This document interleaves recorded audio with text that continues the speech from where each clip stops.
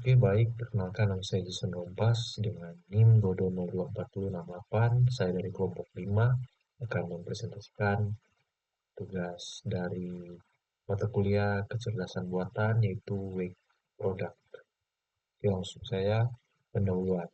Wake Product atau WP adalah salah satu metode pengambilan keputusan multi kriteria yang digunakan untuk memilih alternatif terbaik berdasarkan beberapa kriteria. WP bekerja dengan membobotkan setiap kriteria, menormalisasi data, dan kemudian menghitung nilai preferensi dari setiap alternatif. Metode ini sering digunakan dalam berbagai situasi seperti pemilihan produk, evaluasi kinerja, atau seleksi proyek.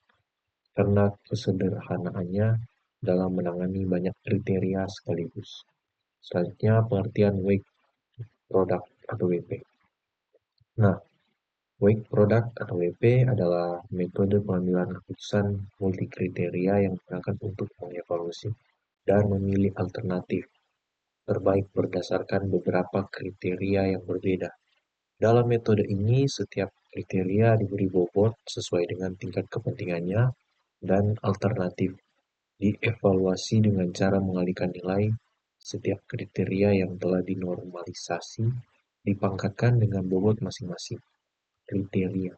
Metode ini efektif digunakan dalam situasi di mana terdapat beberapa faktor yang harus dipertimbangkan secara bersamaan, seperti dalam pemilihan produk, penilaian proyek, atau evaluasi kinerja. Selanjutnya, kelebihan dari Wake Product atau WEP. Nah, yang pertama sederhana dan mudah dipahami. Proses perhitungan WP relatif sederhana, sehingga mudah diterapkan dalam berbagai kasus pengambilan keputusan.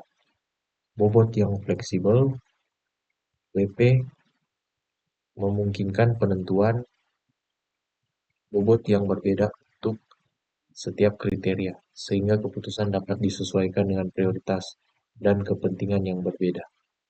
Efektif untuk banyak kriteria. Nah, WP dapat mengelola banyak kriteria sekaligus, membuatnya cocok untuk mengambil keputusan yang kompleks. Kemudian, perhitungan yang efisien. WP menggunakan perhitungan perkalian yang umumnya lebih cepat dan efisien dibandingkan metode yang lain yang lebih kompleks. Kemudian selanjutnya yaitu kekurangan Wake Product. Nah, yang pertama di sini sensitif terhadap bobot. Hasil sangat beruntung pada penetapan bobot kriteria. Bobot yang tidak akurat dapat menghasilkan keputusan yang kurang tepat. Normalisasi yang kompleks. WP memerlukan normalisasi data yang jika tidak dilakukan dengan benar dapat mempengaruhi hasil akhir. Kemudian yang ketiga yaitu tidak mengatasi ketidakpastian. WP kurang efektif dalam menangani ketidakpastian atau variabilitas data karena semua nilai diperlakukan sebagai pasti. Kemudian kesulitan menangani kriteria kualitatif.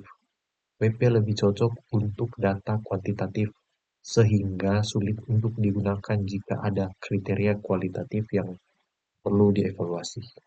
Dan selanjutnya yaitu proses. Nah, proses yang pertama ditentukan kriteria dan alternatif. Pilih kriteria yang relevan dan alternatif yang akan dievaluasi. Tetapkan bobot kriteria. Berikan bobot WJ garis bawah JW J pada setiap kriteria sesuai kepentingannya. Normalisasi data jika perlu.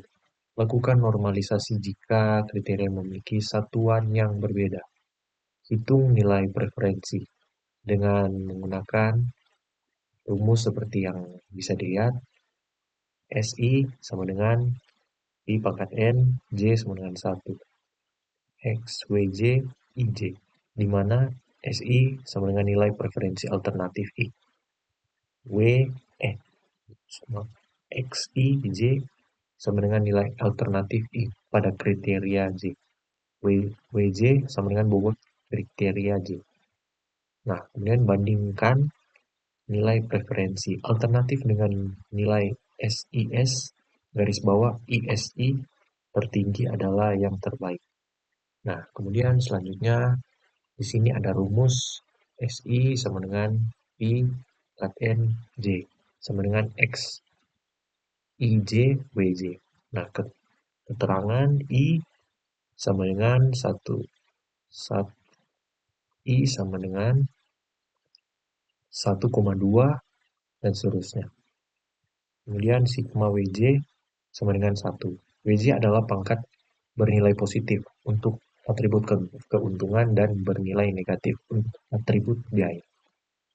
Nah, kemudian kita masuk pada kesimpulan yaitu weight product atau WP adalah metode yang efektif untuk pengambilan keputusan multi kriteria dan juga memungkinkan evaluasi alternatif berdasarkan kriteria yang berbeda dengan cara yang objektif.